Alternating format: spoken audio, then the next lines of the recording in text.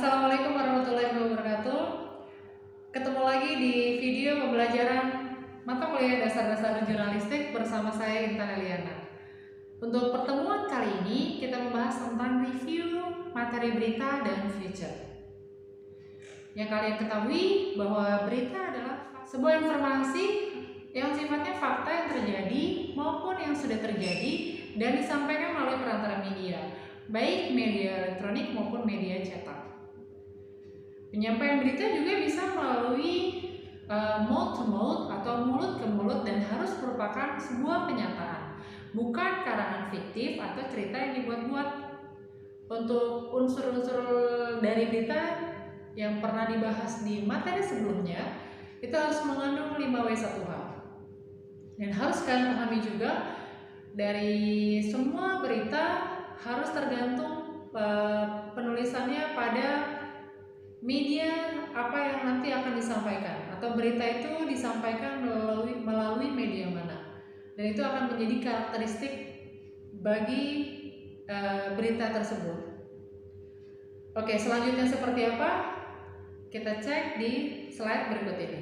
Ya, seperti yang sudah disampaikan sebelumnya di pertemuan ketiga, bahwa berita adalah laporan tentang suatu peristiwa, opini, kecenderungan situasi, kondisi, interpretasi yang penting, menarik, dan masih baru, dan harus secepatnya disampaikan kepada halayak. Saat berita tersebut dilaporkan oleh wartawan, laporan tersebut bisa menjadi ide atau fakta yang terbaru yang dipilih secara disengaja oleh penyampaian berita atau redaksi berita agar dapat disarankan dengan tujuan berita untuk menarik perhatian banyak orang karena mempunyai unsur-unsur berita yang terbaru.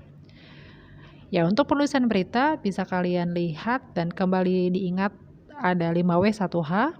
Yang pertama adalah where, when, why, who, what, dan how. Dan dalam unsur penulisan berita ini sudah menjadi hak paten bagi 5W1H ada dalam sebuah penulisan berita di bahasa jurnalistik di media apapun yang nantinya akan dipublikasikan berita tersebut. Oke, bicara tentang berita itu berasal dari bahasa Sanskerta. Vrit yang artinya ada atau terjadi, atau vrita yang artinya kejadian atau peristiwa. Ya, dalam kamus berita berarti laporan tercepat mengenai kejadian atau peristiwa yang hangat. Dan berita ada hard news dan soft news yang menjadi informasi harus disampaikan kepada halayak. Oke, kemudian adalah pola penulisan piramida terbalik yang ada pada naskah berita. Yang pertama adalah headline atau judul berita, kemudian diikuti oleh lead atau teras berita, dimulai dari paragraf pertama yakni sangat penting, lalu ada bridge atau perangkai, itu bagian informasi yang penting, lalu ada body atau tubuh berita, itu cukup penting, dan yang terakhir paragrafnya adalah leg atau kaki berita yang masuk ke dalam kurang penting. Ini adalah pola penulisan dalam penulisan naskah berita piramida terbalik. Ya, kemudian ini adalah contoh dari penulisan naskah berita. Ada judul Dewan Pers bentuk Satgas khusus media online abal-abal. Lalu yang kemudian ada Times Indonesia atau Jakarta, itu namanya deadline. Lalu yang kemudian diikuti dengan lead, ada penulisan yang memang menyatu informasi tersebut kepada deadline-nya, dan ini adalah informasi penting.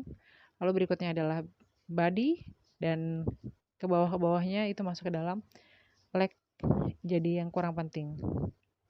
Informasi yang disampaikan harus paling penting, dan kurang penting. Yang tadi sudah dijelaskan pada bentuk piramida terbalik.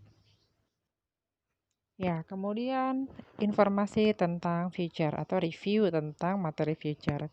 Feature adalah tulisan yang memadukan berita dan opini. Gaya penulisannya bercerita, jadi modelnya adalah storytelling ya.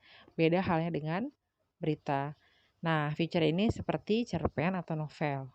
Bisa dikatakan feature ini karya jurnalistik bergaya sastra, terutama dari aspek penggunaan bahasa, alur cerita, dan dramatisasi. Feature biasa menggunakan kata-kata berwarna atau colorful words, lalu mengabaikan karakter bahasa jurnalistik yang ringkas dan lugas. Jadi, tidak to the point. Contohnya, kata menitikan air mata. Nah, itu adalah kekasan dari feature. Bandingkan dengan kata menangis sebagai pilihan kata untuk berita. Pengertian praktisnya, feature adalah cerpennya karya jurnalistik atau tulisan jurnalistik bergaya cerpen. Yang membedakan cerpen dan feature cuma satu, yaitu soal substansi atau isi cerita. Jadi, feature di sini adalah sebagai bentuk soft news dari sebuah hard news yang ada dalam berita. Oke, masuk ke dalam contoh feature. Ini ada contoh feature senjata dari kebun. Jadi lebih ke feature dari profil yang kita angkat menjadi sebuah pemberitaan dengan gaya penulisan yang lebih ke sastra. Seperti itu. Untuk contoh-contoh feature bisa kalian cek lagi di internet dan banyak sekali untuk informasi tentang feature. Oke, jadi pada prinsipnya feature itu yang pertama adalah faktual. Harus sesuai dengan fakta ya, tidak fiksi. Jadi tadi ya, ada informasi yang berbeda dengan cerpen. Kalau feature lebih ke penjabaran atau penjelasan secara jelas dari sebuah pemberitaan yang sifatnya faktual atau sesuai dengan faktanya. Lalu yang kedua adalah keterlibatan emosional.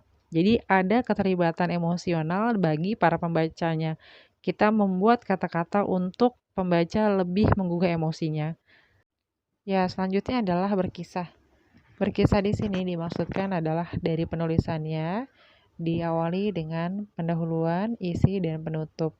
Dan model tulisannya benar-benar menggugah emosi atau masuk ke dalam value dari si pembacanya sendiri. Lalu akurat. Akurat adalah cara yang benar dalam memberikan fakta-fakta yang memang menjadi kesatuan dari sebuah penulisan atau prinsip penulisan feature itu sendiri. Seperti itu. Terima kasih. Ya, saya mengingatkan kembali untuk sering menulis atau latihan di rumah untuk berita dan feature, dan nanti ada penjabaran dari artikel, lalu ada surat pembaca di dalam mata kuliah ini. Stay safe, tetap sehat, dan jangan sampai lupa gunakan masker. Terima kasih, bye.